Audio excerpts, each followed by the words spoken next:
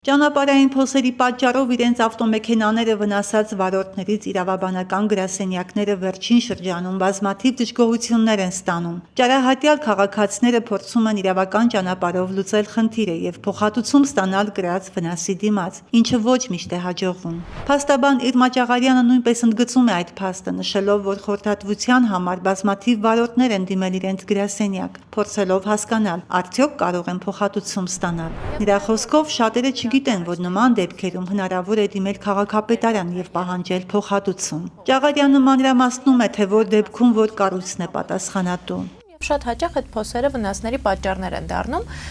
Միտքը զուտենա, որ վարորդները իմանան, որ եթե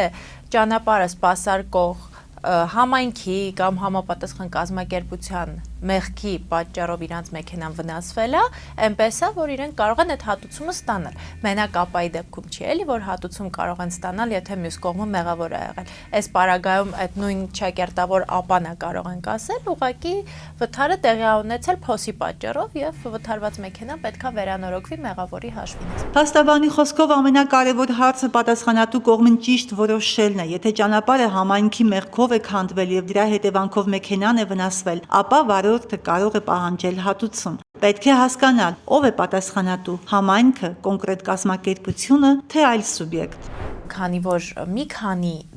իրավիճակ կարա լինի, հա, օրինակ լյուկերի պարագայում պատասխանատուն Վիոլա Ջուրն է։ Ես ունեցել եմ նման նախադեպ, որ բաց լյուկի պատճառով մեքենան վնասվել է եւ հատուցումը պահանջվել է բնականաբար Վիոլա Ջրից, որովհետեւ իրենց պատասխանատվության դաշտում ա եղել այդտեղ համապատասխան նշան տեղադրել, որ մեքենաները վարորդները տեսնեն, որ այդտեղ բաց լյուկ կա, չընկնեն դրա մեջ,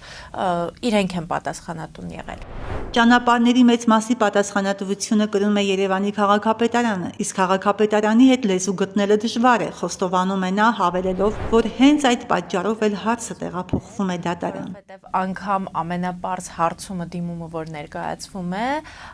միշտ ինչ-որ sense շրջանցող վերացական պատասխան է ստանում, այն պարագայում, երբ որ պարզ հարց է, ենթադրում է պարզ պատասխան, ասում է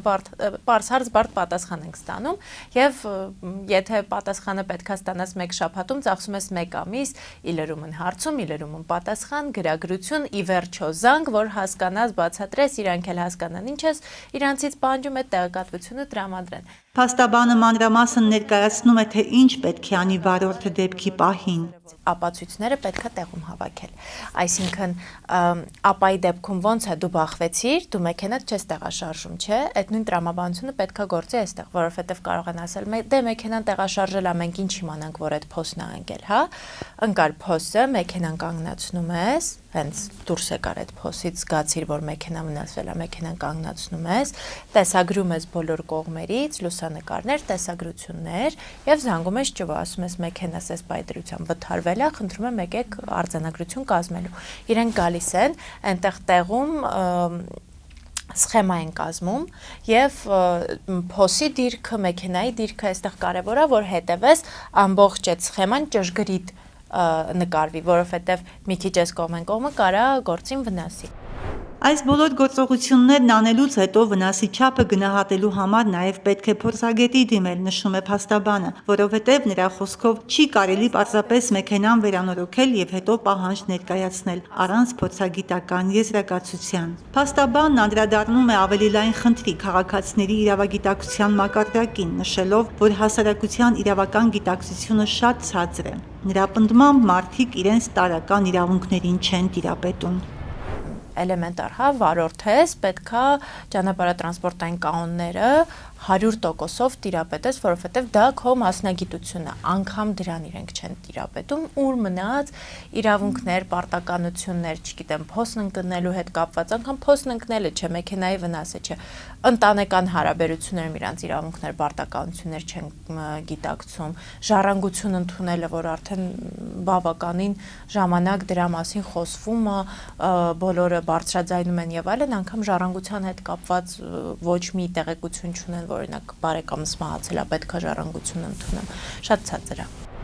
Իրմա Ճաղարյանն հավելում է, խնդիրը միայն ճանապարհների վատ վիճակը չէ, այլ նաև խնդրի նկատմամբ քաղաքացիների պասիվությունը։ Հասմիկ Մովսիսյան, Օրագիր Նյուզ։